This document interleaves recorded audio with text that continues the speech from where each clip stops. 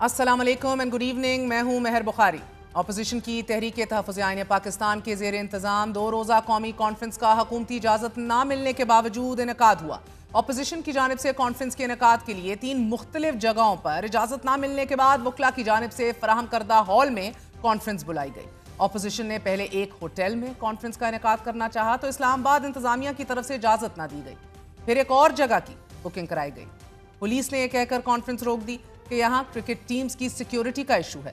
Opposition ने फिर एक मार्की का इंतजाम किया, मगर कल शाम को इस्लामाबाद इंतजामिया ने अपोजिशन को यहाँ भी कॉन्फ्रेंस के इनेकाद से मना कर दिया, जिसके बाद वकला ने एक हॉल फराहम किया और इस कॉन्फ्रेंस का इनेकाद हुआ। कॉन्फ्रेंस के पहले रोज साबिक वजीर आजम शाहिद खाकान अब्बासी, महमूद खान अचकज़ई, फहमीदा मिर्जा समेत सहाफ़ियों ने भी खताब किया और आइन की बालादस्ती, मुंतखब ऐवानों में तवाज़ुन और अदलिया और सहाफत की आज़ादी पर जोर दिया गया। साबिक वज़ीर आज़म शाहिद खाकान अब्बासी ने अपने खताब में कहा कि जब तक पाकिस्तान आइन और कानून के मुताबिक नहीं चलेगा, मुल्क आगे नहीं बढ़ सकेगा। अगर मुल्क में जमहूरियत नहीं होगी तो मुल्क नहीं चलते, कानून की बालादस्ती नहीं होगी, मईशत नहीं चलेगी। जब सियासी निज़ाम अपने ज़मीर का सौदा कर ले, जब सियासी जमातें असूलों से हट जाएं, तो फिर मुल्क नहीं चलते। और आज बदकिस्मती है कि बात करने की इजाज़त नहीं। ग्रैंड अलायंस की बातें बाद में होती हैं, पहले एक मुतफ़िका सोच चाहिए। आइन की बालादस्ती की बात होगी, कानून की हुक्मरानी की बात होगी, तो इस पर हम सब मुत्तफ़िक हैं। बादशाह मीडिया से गुफ्तगू में भी अपोजिशन इत्तेहाद की क़यादत ने कॉन्फ्रेंस की इजाज़त ना देने पर हुकूमत को कड़ी तनकीद का निशाना बनाया और ये दावा किया गया कि कल हर सूरत कॉन्फ्रेंस होगी।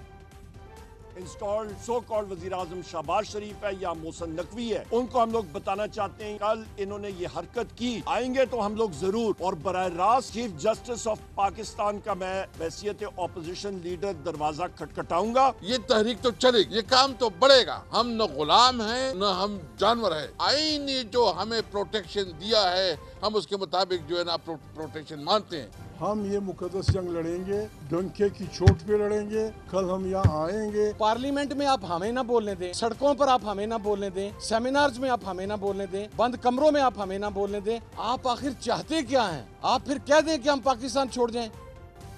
साबिक वजीर आजम शाहिद खाकान अब्बासी ने हुकूमत पर सख्त तनकीद करते हुए ये भी कहा कि हुकूमत को इतना खौफ है कि मुखालिफ बनाकर भी कॉन्फ्रेंस की इजाज़त नहीं दी जा रही। अपोजिशन की इस कॉन्फ्रेंस में आज जमीयत उलमा इस्लाम फे ने शिरकत नहीं की, तहम कल JUI फे का वफ़द शिरकत करेगा, लेकिन मौलाना फजल रहमान बैरून मुल्क होने की वजह से इस कॉन्फ्रेंस में शरीक नहीं होंगे।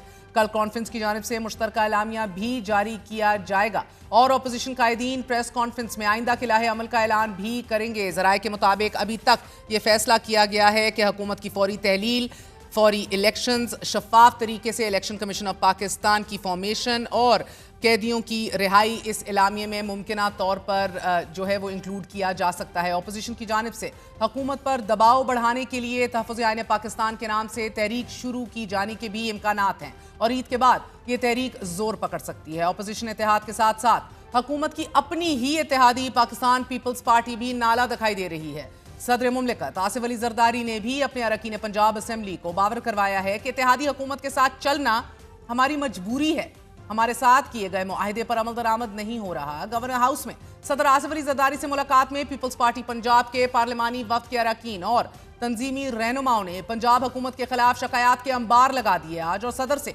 शिकवा किया गया कि पंजाब में इंतजामी मामलात में पाकिस्तान पीपल्स पार्टी को नजरअंदाज किया जा रहा है। तरक्याती फंड्स की तकसीम में भी पीपल्स पार्टी को तरजीह नहीं दी जा रही। सदर मुमलिकत आसिफ अली जरदारी ने पार्टी अरकान को यकीन दहानी कराई कि मैं मानता हूं तहरीरी मुआहदे के नुकात पर अमल दरामद नहीं हो रहा, आप आइंदा बजट तक मसाइल हल होने का इंतजार कर लीजिए, वजीर आजम से बात करूंगा।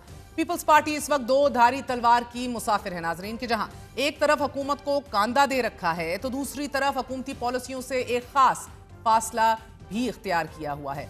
आज ही ऑक्सफोर्ड यूनिवर्सिटी में इजहार ख्याल करते हुए चेयरमैन पीपल्स पार्टी बिलावल भुट्टो जरदारी ने यह दावा किया कि पीपल्स पार्टी ने 26वीं आईनी तरमीम की मंजूरी में बहुत मुस्बत किरदार अदा किया, गो कि इसको एक कॉम्प्रोमाइज लेजिस्लेशन करार दिया। उन्होंने तरमीम असल शक्ल में नहीं बल्कि कॉम्प्रोमाइज शक्ल में मंजूर हुई, जबकि पीका को भी उन्होंने लेस देन आइडियल करार दिया। Pakistan's democracy is not the strongest at the moment. As far as the 26th Amendment, okay, perhaps it's not exactly as I would have drafted, but it was a long-standing aim of the very charter of democracy that you referred to, that we were going to establish a constitutional court, that we engaged with the opposition, with Maulana Fazlur Rahman, and came out with a compromise legislation. Similarly, with the PICA Amendment, the latest configuration that it's come out now, we've always engaged with the process and contributed through amendments and through our input to passing, which is not an ideal legislation, but a better legislation than initially proposed. मगर 26वीं आईनी तरमीम की मंजूरी के लिए original draft पे भी Pakistan peoples party रात गए तैयार रही। यही पीपल्स पार्टी पेश रही और जब मौलाना फजल रहमान हमायत ना करने के लिए डट गए तो यही पीपल्स पार्टी उन्हें बार बार मनाने के लिए उनसे मुलाकातें करती रही, जबकि जहन में रखिए ये वाज़े रहे कि इसको डाउन साइज करना या इसको अपने ओरिजिनल ड्राफ्ट के अंदर तरमीम करना, डीफैंग करना, इसका मुकम्मल तौर पे क्रेडिट मौलाना फजल रहमान साहब को ही जाता है। और सदर मुमलिक